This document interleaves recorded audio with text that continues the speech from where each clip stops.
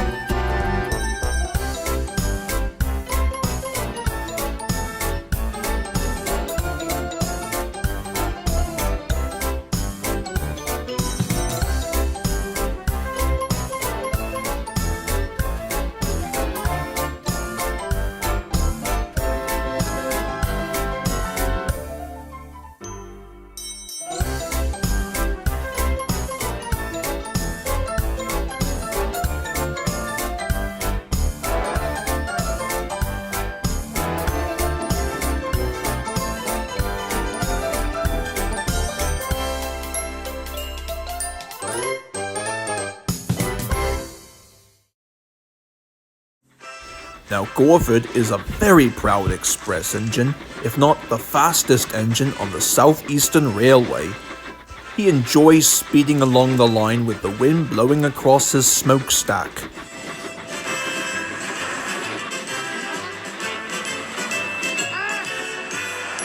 The express was his favorite job on the whole railway, and during the summertime, boy does it show.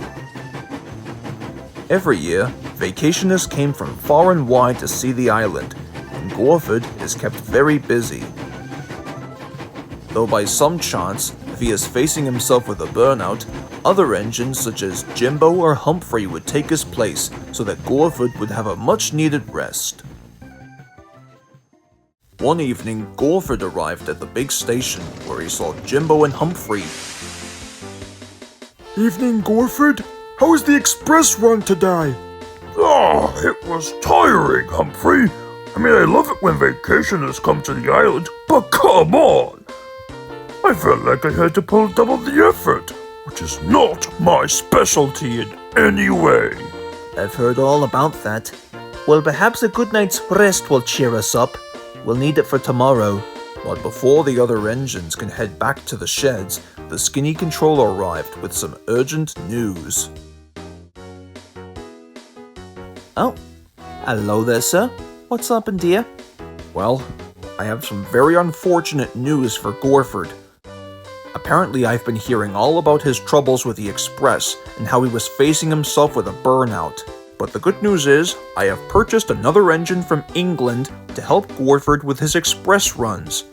And as for Gorford, once you come back from the works, you'll just have to do some freight work until I can sort things out once again.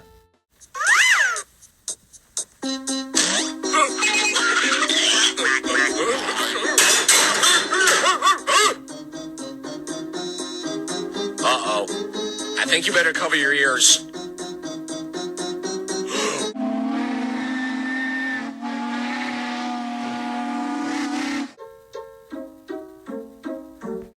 Sir, you cannot be serious. You know that I don't do freight work.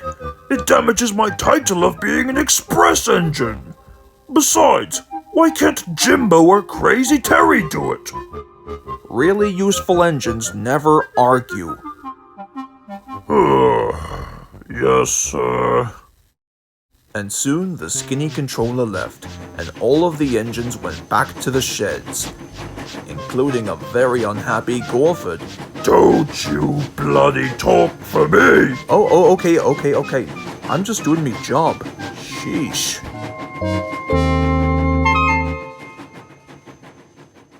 The next day, Gorford was heading his way to the repair depot to have his engine looked at. Unfortunately, he had to stop at a red signal. Oh, bloody cheek! Now I'm going to be late! What nuisances signals are! And he blew an angry poop poop from his whistle. But before Gorford could say anything else, he saw a huge engine rocketing through the yards, shouting, "Make way for an important engine!" Steam and pistons! Who's that? As soon as Gorford came back from the repair depot, he soon found out. As soon as he arrived at the big station, he saw Jimbo and Humphrey with the new engine. He was humming quietly. Who in the heck are you? This is Salvador. He's the fastest engine in the blinking world. Why, it's true, Gorford. He set a record of over 120 miles per hour back in England. Well, 125 if you want to be precise. Why, yes, that's close enough. But secretly, Gorford was impressed.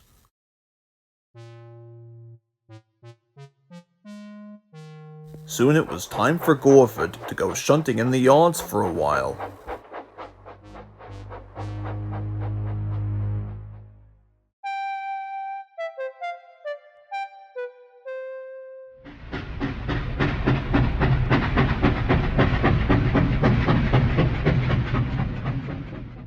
When Gorford arrived at the shunting depot, he still felt like his pride was in pieces. Hola, Gorford. Did you see the new engine, Salvador? He's really something, all right. Poor Gorford didn't reply. He only let out steam defeatedly. Well, nevertheless, why don't you come help me and Diego with these freight trucks? That'll keep your mind off of what's bothering you. Gorford despised the concept of shunting freight trucks. He thought it was undignified for a prized tender engine such as himself. Sometimes he might even travel onto the turntable to get him facing the right way. Now the turntable was built so that the tender engines can be turning round, because it is usually dangerous for them to go fast backwards.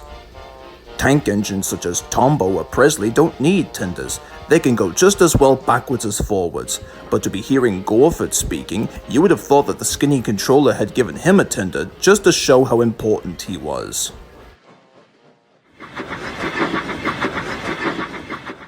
Meanwhile, Salvador was enjoying himself enormously. He was chuffing through the countryside with the express. The vacationers, of course, were most pleased. He wanted to go much faster, but his driver would always warn him, "Steady, old fellow, there's plenty of time." Finally, Salvador arrived just on time to the big station. Tombo was waiting with Alexis and Clarissa. "Where have you been, lazybones?" Salvador asked. "Oh, I cannot chat right now. Got to run. Cheerio." And he puffed importantly away. "Mother of mercy," said Tombo to the coaches. "Have you seen anything like it?" Both Alexis and Clarissa wished that they never had.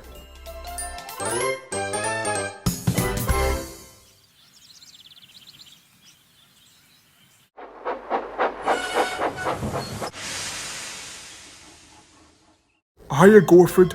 You still fed up with the concept of shunting freight trucks? But Gorford's only reply was, "Fair." Well, I mean, it can't be that bad. I mean, look at me. I've done freight work over the years. Nothing abysmal has happened to me. But to make matters worse, Salvador arrived at the big station. There waiting was the skinny controller. "Now, Salvador, I want you to listen very closely. The three Dukes are arriving on holiday today and are hosting a huge party at the next station. I want you to take on more water before you have to leave. And Gorford, seeing as how you did such a great job with those freight trucks yesterday, perhaps you deserve a well-deserved day off." Gorford could only grin. He then turned his attention towards Salvador. Hey, Salvador, I think you've heard what the skinny controller said. You might want to have to take on more water before you leave. Yes, I've heard everything you said, Gorford. Goodbye. Wait! Don't forget the water! Who cares?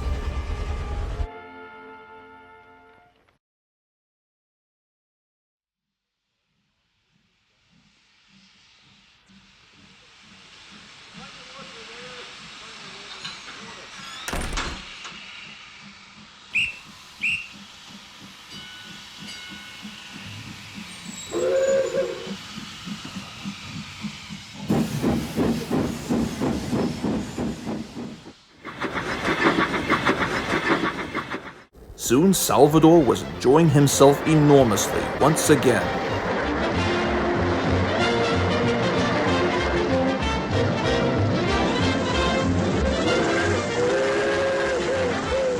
However, as he came to a steep hill, he felt like he was slowing down, until eventually...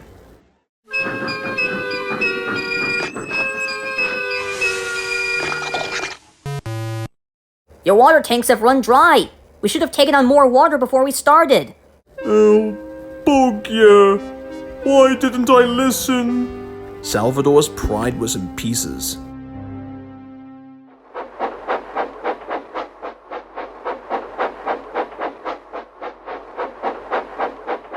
Later that day, Gorford was resting parked on an empty siding. Sometimes, he thought, it's really tiring to be such a large and splendid engine. One does have to keep up appearance or so. Soon enough, the station master arrived. Salvador's run out of water and he's stuck on the big hill, he said to Gorford. Can you give him a helping hand, please? Gorford smiled. Yes, sir, right away.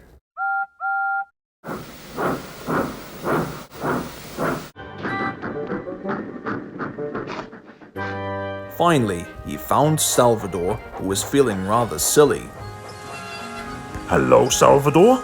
Run out of water, I see. Yes, well, apparently I must have a leaky tank. Okay, just checking.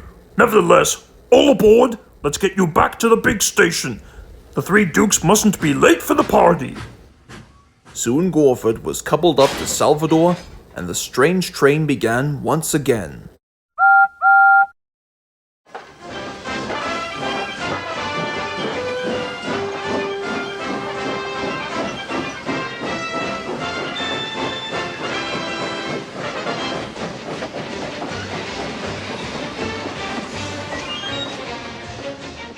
Bridges and stations flashed by, the people waved and cheered, and the news about Salvador running out of water had already spread, and Humphrey, Dewey, and Presley found it very amusing.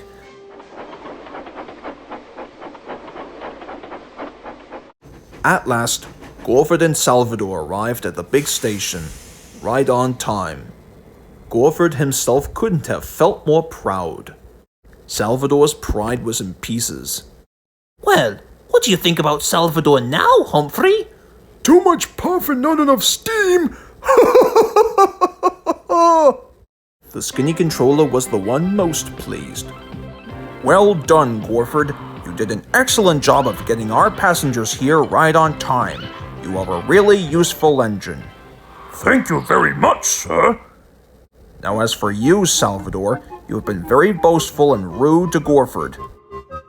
And it's a good thing, too, that Danny has broken down, for I am sending you to do his shunting work as your punishment.